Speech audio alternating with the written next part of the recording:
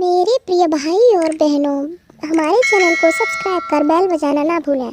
नमस्कार। जया तंत्र मंत्र केंद्र में मैं आप सबका हार्दिक स्वागत एवं अभिनंदन करता हूं। मेरे प्रिय भाई बहनों, मैंने आपको साधना ऐसी बताई थी 1 घंटे में पृथ्वी का राज्य पाने के लिए, और ऐसी भी साधना है, इससे आप पृथ्वी का राज्य एवं राज्य नहीं चाहिए तो परम पद पा सकते हैं इस साधना से। ये भी साधना है। इसके लिए देखना होगा आपको वीडियो अंत तक। यदि आपने हमारे चैनल को अभी तक सब्सक्राइब नहीं किया, यदि आप हमारे चैनल पर नए हैं तो हमारे चैनल को सब्सक्राइब, लाइक, कमेंट, शेयर करना आपका फर्ज है। लाल वाली बटन दबाओ और घंटी बजा दो। दुनिया में जिसका कोई नहीं, मैं उसका हूँ। अगर आपको अपनों ने धोखा दिया, यदि आपको परायों ने धोखा दिया है, तो आप एक बार मुझे अवश्य आजमा के देखें। मेरा मोबाइल नंबर है 9305 63 71 73। 9305 63 71 73 यही नंबर है मेरा। व्हाट्सएप नंबर अभी नहीं जारी किया है, कभी करूँगा। मेरे प्रिय भाई बहनों, हमारा नंबर दिन में 1-2 घंटे के लिए खुलता है, भाई दोपहर को, क्योंकि 6 बजे से शाम के 6 बजे से सुबह 4 बजे तक मेरी तपस्या का टाइम, फिर सुबह 4 से लेके सुबह 8, साढ़े 8, 9 बज जाते हैं हवन का टाइम। फिर मेरे प्रिय भाई बहनों, मैं दिन में सोता भी हूँ, आप लोगों से बात भी करता हूँ, और थोड़ा सा एक टाइम भोजन भी कर लेता हूँ, कभी नहीं भी करता हूँ।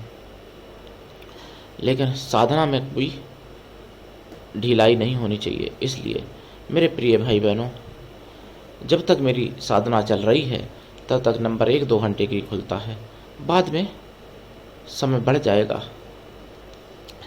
तो बार बार लगा के देखते रहें, जब खुलेगा बात हो जाएगी, या मैसेज भी आएगा, स्विच ऑफ में मैसेज आ जाता है, स्विच ऑफ खोलो जब, तो मैं बैक कॉल भी करता हूँ आप लोगों के लिए।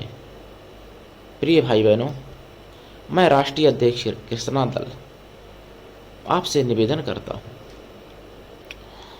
आप हमारे कृष्णा दल में सदस्य बने। अगर आप में योग्यता हुई तो मैं आपको पदाधिकारी भी बनाऊंगा अपने संगठन में।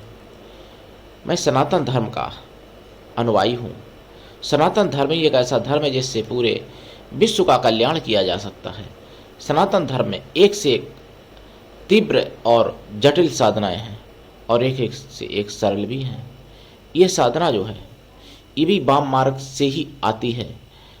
ये इसको मतलब अघोर साधना कहिए या वाम मार्गी साधना कहिए, लेकिन मैंने बोला था कि जो लोग इंद्रियों को अपनी संभाल लेते हैं उन्हीं के लिए साधनाएं बनी हैं।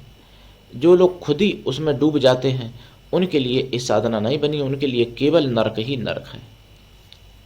देखिए, जिस स्त्री के प्रति आपके मन में सपने में भी काम भावना ना आए, और उसके स्त्री के भी मन में आपके लिए काम भावना ना आए, ऐसी स्त्री, यानी साधना करते समय काम भावना नहीं आनी चाहिए, ना आपके मन में ना उसके मन में, और वो रजेसुला हो, उसके योनि भाग से यानी रज टपकता हुआ हो, और उस पर आप दृष्टि जमाते हैं, यानी अपनी नज़र टिकाते हैं, नज़र जमाते हैं बिना पलक रोके, मतलब पलक रोक कर, एकदम आँख के पलक नहीं हिलने चाहिए, और उसको देखते हुए कामाख्या का मंत्र जपा जाता है। पहले उस योनि भाग की पूजा की जाती है, फूल चढ़ाए जाते हैं, अक्षत हल्दी चढ़ाए जाते हैं, दूर से दीपक और धूप भी दिखाया जाता है, और जैसे देवी देवताओं को चढ़ छूते हैं ऐसे मत्था भी टेका जाता है, हाथों से छुआ भी जाता है चढ़ की तरह। उसके बाद में उस पर दृष्टि जमा के और ये मंत्र जपा जाता है।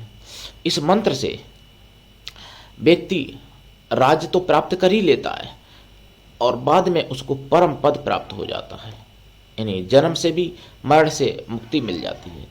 लेकिन वो तभी मिलती है जब ये सब करते हुए आपके मन में बिल्कुल थोड़ा सा भी विकार नहीं आएगा तब, और उस स्त्री के भी मन में विकार नहीं आएगा तब, तो आपको और उसको दोनों को परम पद मिलता है मेरे प्रिय भाई बहनों। और भी ऐसी ऐसी साधनाएं हैं जो बहुत ही कठिन है। ये साधना यानी परम पद पाने के लिए लोग करोड़ों जन्म लगा देते हैं, नहीं पाते हैं, और कुछ पा भी जाते हैं। लेकिन ये साधना ऐसी है कि 1 घंटे 1.5 घंटे में आपको परम पद दिला देती है। लेकिन तब जब आपको सपने में भी विकार ना आए, यानी ये पूजा करने से पहले, ये पूजा करने के बाद में कोई विकार ना आए, पूजा करते समय विकार ना आए।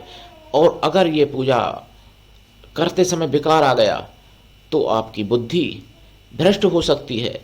और अगर आपने काम वासना में से पीड़ित होके अगर ये पूजा के दौरान आपने अगर संभोग कर लिया तो आप मर भी सकते हैं, पागल भी हो सकते हैं। और वो स्त्री भी अगर उसने अपनी तरफ से किया तो भी आप पागल हो सकते हैं, मर सकते हैं, और स्त्री भी मर सकती है, पागल हो सकती है, और आप भी।